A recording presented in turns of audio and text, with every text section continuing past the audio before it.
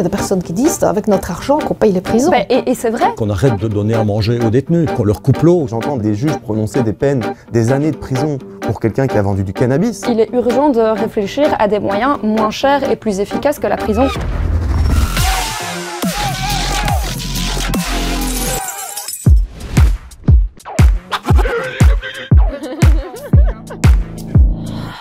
Il n'y a plus personne qui croit ça. Autour de nous. Tu penses? Oui. La prison, ce n'est pas un 5 étoiles, c'est déjà bien que la société leur autorise la télé, internet, 3 repas et une balade par jour. Bon, là, il faut déconstruire tout de suite cette idée.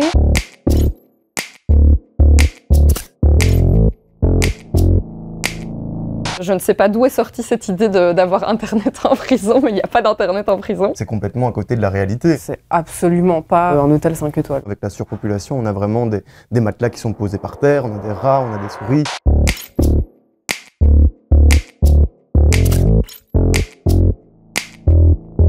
À Mons, la prison, elle est infestée de punaises de lit. La prison de Forêt qui a fermé, enfin qu'ils ont réouvert maintenant, on avait toute une partie de la prison qui était plus accessible. Donc les détenus, c'est leurs besoins dans des seaux hygiéniques. Il faut savoir que tout se paye en prison. Le téléphone se paye, la télévision se paye. Ça va être 2-3 fois le prix de ce qu'on paye à l'extérieur. Donc c'est pas donné à tout le monde. Il y a très peu de travail. C'est limité. On va dire un temps plein dans la prison, et il y en a très peu.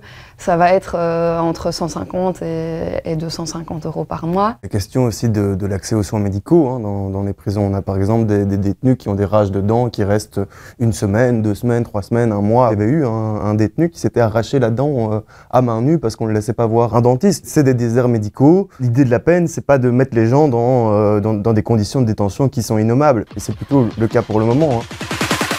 Give me a break. Tu n'aimes pas être en prison. Suffit de pas faire de conneries dehors et voilà. Vraiment, ça laisse presque sans voix, parce qu'il y a une explication à la délinquance.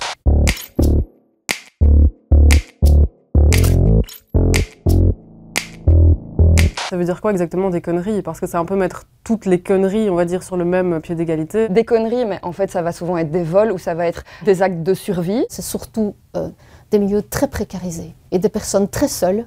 Il y a des personnes qui sont droguées, comme ça coûte très cher. Elles commettent des vols, des délits. Il y a des gens qui sont en prison et qui ne devraient pas l'être, et il y en a énormément qui sont complètement impunis. En fait. Ouais. C'est facile en fait pour quelqu'un de très privilégié de dire les autres n'avaient qu'à pas faire de conneries, alors qu'en fait ils auraient aussi pu être arrêtés pour le même type de délit, mais en fait généralement on va pas contrôler ces personnes-là et ils auront pas du tout les mêmes ressources pour se défendre, et donc eux vont pouvoir éviter la prison alors que d'autres pas. Dire qu'on n'a aucune responsabilité sociétale dans le fait que certaines personnes y finissent, je suis pas tout à fait d'accord. Celui qui fait des conneries, généralement, c'est quelqu'un qui se sent exclu dans la société et qui essaie de trouver une place. C'est ce que moi j'ai fait à 14 ans. J'ai essayé de trouver une place. Give me a break.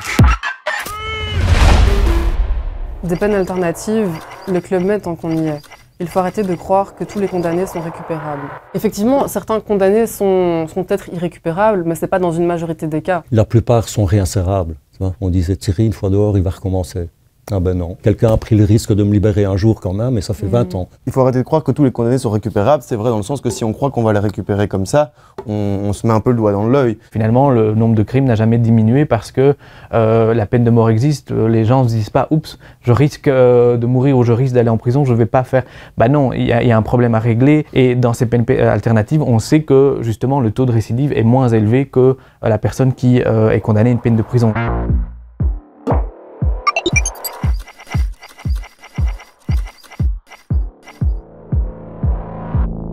Ok, si tu commets une connerie, il faut faire en sorte de trouver une solution, mais je pense que toutes les peines alternatives sont plus efficaces que juste être privé de liberté. Si on considère que la prison, ça sert juste à punir, alors oui, je comprends que les gens soient contre l'idée des peines alternatives. Est-ce que l'idée, c'est pas plutôt de protéger la société, d'empêcher que d'autres crimes soient commis? Les autres peines ne devraient pas être considérées comme des mesures de faveur ou des peines alternatives, parce qu'en fait, elles sont vachement plus efficaces pour le but que je pense qu'on doit suivre en société, qui est la réinsertion et la réparation. Si on laisse un détenu aller à fond de peine, donc arriver au terme de sa peine, c'est la récidive quasiment assurée, parce que ces gens ne savent plus vivre en société. Il y a beaucoup de personnes condamnées qui, une fois qu'elles bénéficient d'un petit peu de liberté, de permission de sortie, de congé, qui tout d'un coup changent de visage. Vraiment, elles ont été détenues pendant 5-6 ans, et puis Tout d'un coup, elles goûtent un petit peu à la liberté, même leur visage change, ce qui montre quand même que la prison impacte même le corps. Il y a tous les jours des articles qui concernent, par exemple, les maisons de détention. Et je trouve ça, c'est un bon système parce que c'est plus une petite mini-société avec un coaching. C'est-à-dire qu'ils ont une assistante sociale, ils participent aux travaux de la maison, ils cuisinent, et on leur apprend à la réinsertion. Il faut aller vers les peines alternatives, mais vraiment à tous les niveaux. Que la prison soit vraiment le dernière échéance quand on ne sait plus rien faire avec un homme. Mais les autres, oui, mais bien sûr, il y a moyen. Tendre la main, c'est difficile.